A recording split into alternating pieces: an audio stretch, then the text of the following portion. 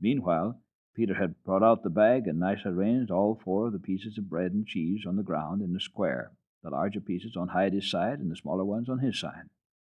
He knew just how many he had.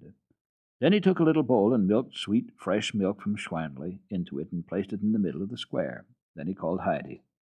But he had to call longer for her than for the goats, because she was so interested and pleased with playing and frolicking with her new friends that she saw and heard nothing else. But Peter knew how to make himself understood.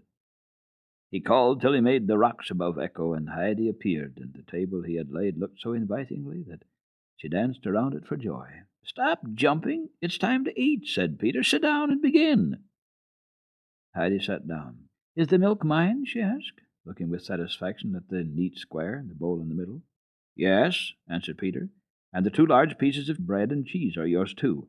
And when you've drunk all the milk, you can have another bowl from Schwanley. And then it's my turn." "And where do you get your milk?" Heidi wanted to know. "From my goat, Schnecke." "Go to eating," commanded Peter once more. Heidi began with her milk, and as soon as she had set down the empty bowl, Peter rose and filled it again. Heidi broke some of her bread into it. The rest, a piece still larger than all of Peter's bread, she handed over to him, with all her large portion of cheese, and said, "You may have that. I have enough." Peter looked at Heidi in speechless amazement, for never in his life had he been able to say such a thing, or give anything away. He hesitated a little, for he could not really believe that Heidi was in earnest. She went on offering the bread and cheese, and when he did not take it, she laid it on his knee.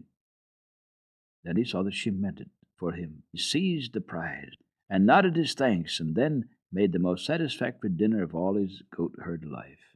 Meantime, Heidi watched the goats. "What are their names, Peter?" she asked. He knew them all well enough, and could keep them in his head. So he began, and without hesitation named one after the other, pointing to each one as he did so. Heidi listened with closest attention to his explanation, and before long she could distinguish them from one another and call each by name, for they all had their peculiarities, which anyone might remember, but it was necessary to look at them closely. And this she did. There was Big Turk, with his powerful horns. He was always trying to butt all the others. If he came near, most of them ran away and would have nothing to do with their rough comrade. The brave Distelfink, a slender, nimble little goat, was the one that did not avoid him, but often ran at him 3 or 4 times in succession, so swiftly and skillfully that the Big Turk would stand still in astonishment and make no further attack, for Distelfink looked very warlike and had sharp horns. Then there was the little white Schneehöfli, always bleating so touchingly, so beseechingly, that Heidi ran to her again and again and put her arms around her neck and to comfort her. But now the child hurried to her once more, for her mournful young voice again raised an appeal. Heidi threw her arm around the little creature's neck and asked, quite sympathetically, "What is the matter, Schneehöfli? Why do you cry so?" The goat trustingly pressed close to Heidi's side and became perfectly still. Peter called out from where he was sitting with frequent interruptions while he took a bite and swallowed. "She does so because the old one doesn't come with her any more. They sold her and sent her to Mainfeld day before yesterday, so she doesn't come up on the arm any more." "Who is the old one?" asked Heidi. "Why, the mother, of course," was the reply. "Where's the grandmother?" asked Heidi again. "Hasn't any. And the grandfather? Hasn't any." "You poor Schneehöfli," said Heidi, drawing the little creature tenderly toward her. "Don't cry so any more, for you see, I will come with you every day, and then you won't be alone, and if you want anything, you can come to me." Schneehöfli rubbed her head contentedly against Heidi's shoulder and bleated no more. By far the prettiest and cleanest of the goats were Schwanley and Bearley, who were decidedly superior in their behavior, and usually went their own way. They especially avoided the troublesome Turk, and treated him with scorn. The animals had begun to climb up to the bushes again, each one after his own fashion, some leaping carelessly over everything, some cautiously seeking out the good herbs as they went along, while Turk tried his horns here and there, first in one place and then in another. Schwanley and Bearley climbed prettily and gracefully, and whenever they found fine bushes, there they stationed themselves and nibbled them. Heidi stood with her hands behind her back, watching them all with the closest attention. "Peter," she said to the boy who had thrown himself down again on the ground, "the prettiest of all of them are Schwanley and Bearley. Of course they are, was the reply. The uncle brushes and washes them and gives them salt and has the best shed. Suddenly, Peter jumped up and fairly leaped after the goats. Heidi ran after him. She felt that something must have happened, and she couldn't remain behind.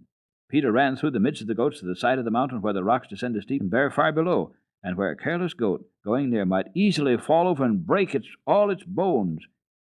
He had seen the venturesome Disselfink jumping along in that direction. He reached there just in time, for at that instant the little goat came to the very edge of the precipice. Just as it was falling, Peter himself flung himself down on the ground and managed to seize one of its legs and hold it fast. Disselfink bleated with anger and surprise to be held so by his leg and hindered from continuing his merry course, and struggled obstinately onward. Peter screamed, "Heidi, help me!" for he couldn't get up and was almost pulling off Disselfink's leg. Heidi was already there and instantly understood their plight. She quickly pulled up from the ground some fragrant herbs and held them under Disselfink's nose and said soothingly, "Come, come, Disselfink, you must be sensible. See, you might fall off and break your bones and give you frightful pain." The goat quickly turned around and eagerly nibbled the herbs from Heidi's hand. Meanwhile, Peter had succeeded in getting on his feet and had seized the cord which held the bell around Disselfink's neck. Heidi seized it on the opposite side, and the two together led the runaway back to the peaceful feeding flock. When Peter had the goat in safety once more, he raised his rod to beat him soundly as a punishment. Disselfink timidly drew back, for he saw what was coming to happen. But Heidi cried, "No, Peter, no, you must not beat him. See how frightened he is."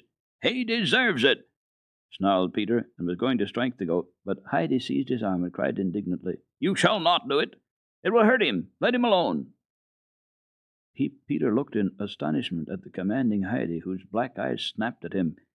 He hesitatingly dropped his rod.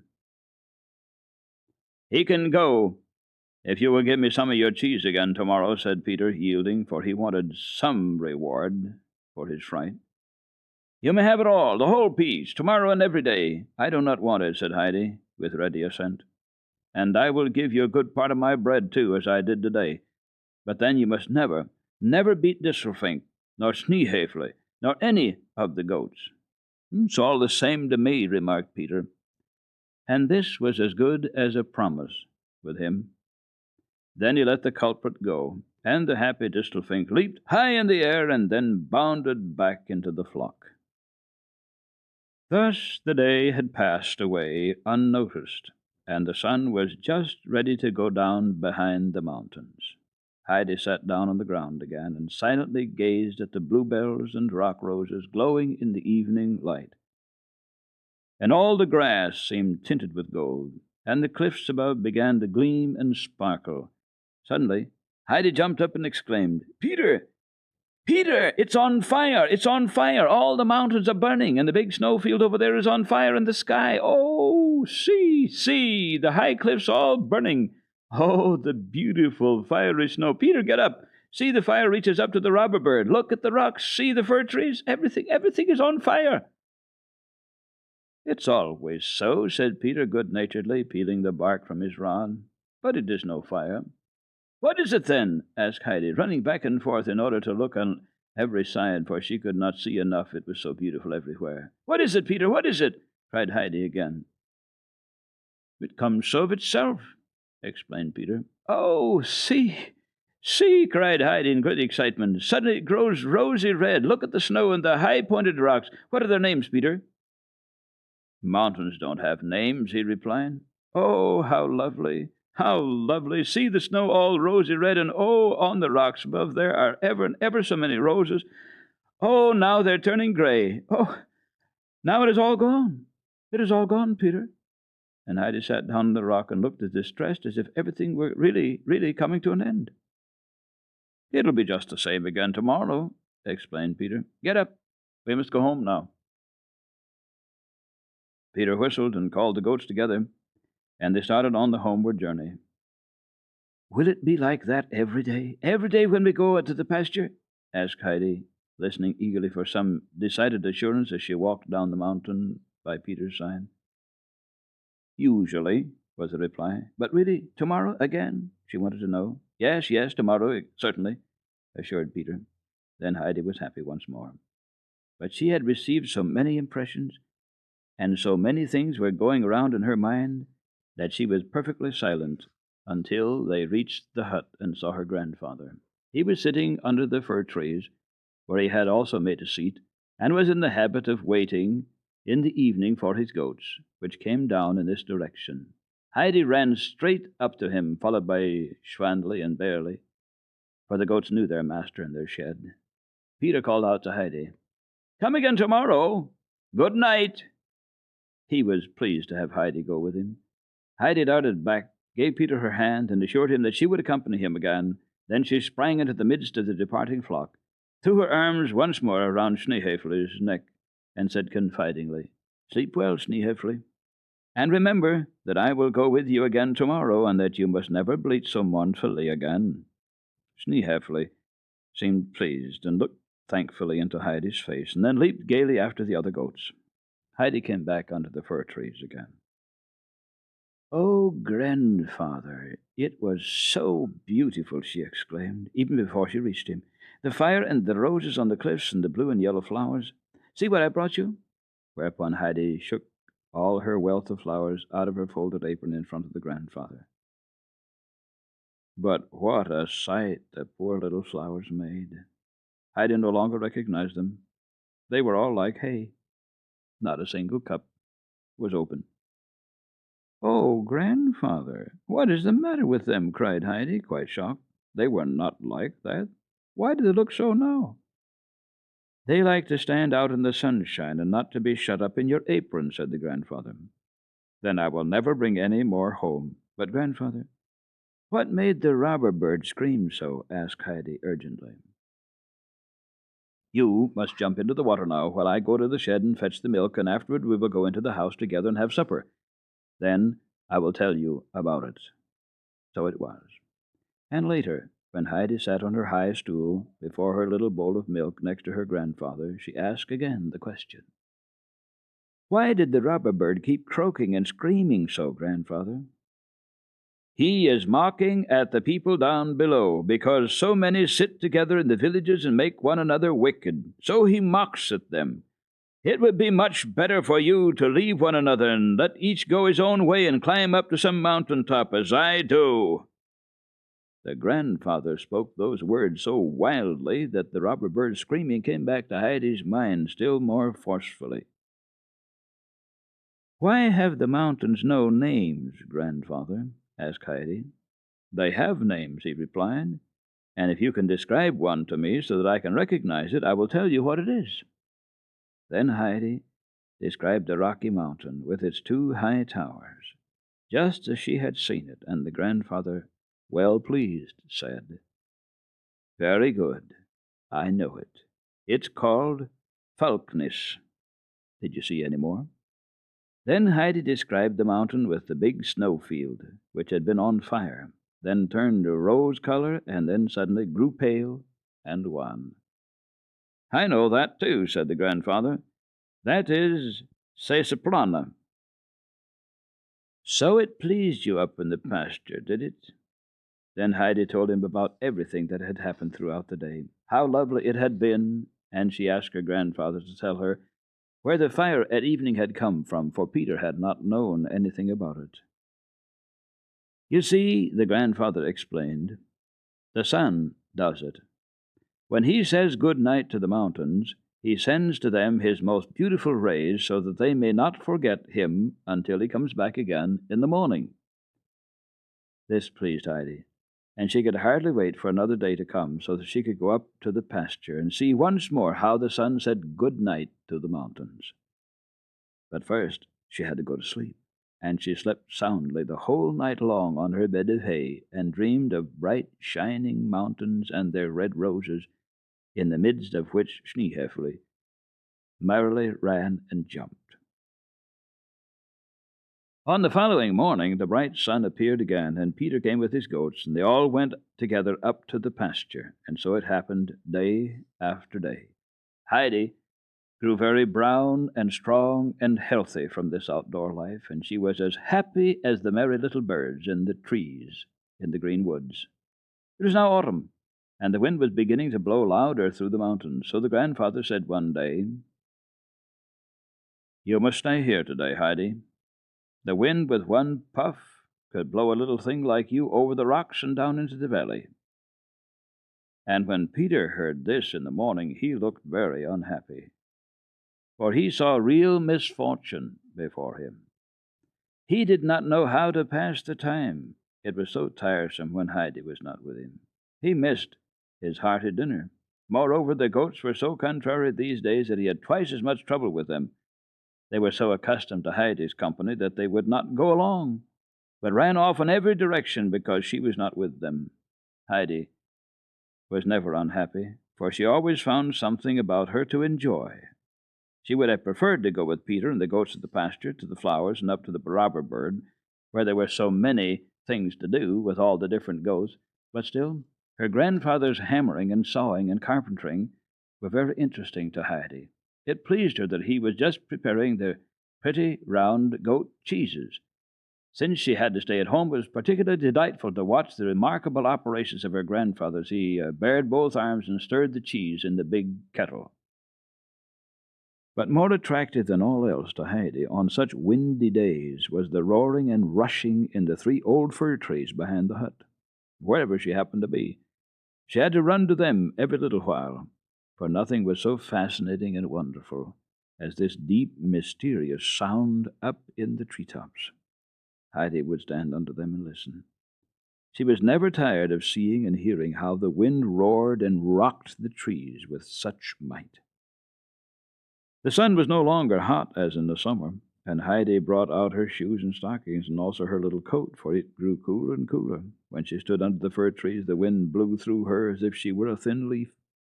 But she kept running back again and could not stay in the house when she heard the wind.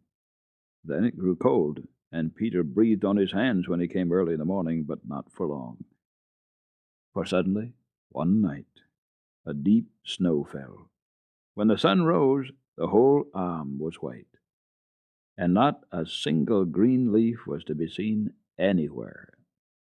After this, the goat-herd Peter came no more with his flock, and Heidi looked with amazement out of the little window, for it was beginning to snow again, and the big flakes fell thick and fast, until the snow came up to the window, and then still higher, until they could not open the window, and they were completely buried in the little house. This made Heidi so merry that she kept running from one window to another to see how the snow was increasing, and whether it would cover the entire hut, so that they would need to have a light in the middle of the day. It was not so bad as that. And the following day the grandfather went out with his shovel, for the storm was ended. He piled up great heaps of snow, so that there seemed to be mountains of it all around the hut. Now the windows and the door were free, and this was fortunate, for as Heidi and her grandfather were sitting in the afternoon on the 3-legged stools, suddenly there was a great knocking and stamping against the threshold, and finally the door opened. It was Peter the goat-herd.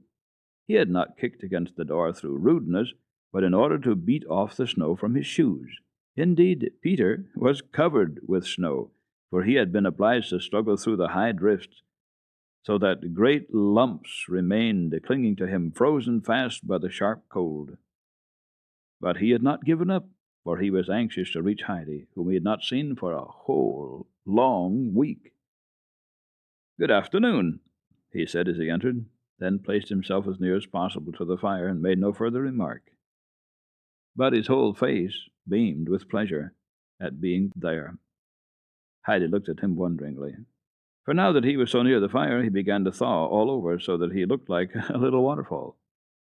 "Well, General, how are you?" asked the grandfather. "Now, you're without an army, and must bite your slate pencil." "Why must he bite his slate pencil, grandfather?" asked Heidi at once with curiosity.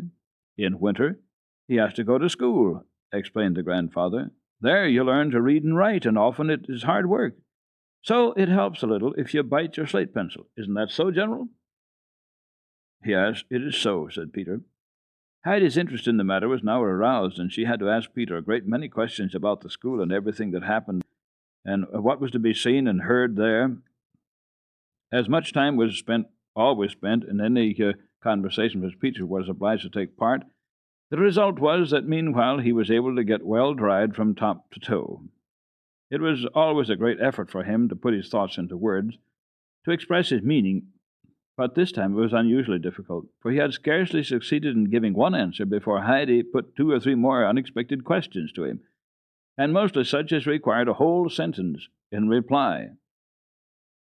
The grandfather had kept quite still during this conversation, but the corners of his mouth had twitched with amusement, and this was a sign that he was listening. "Well, General, now you have been under fire and need strengthening. Come, stay to supper with us." Whereupon the grandfather rose and brought the evening meal from the cupboard, and Heidi pushed the stools to the table. Next, the wall there was still another seat, where the grandfather had made and fastened there.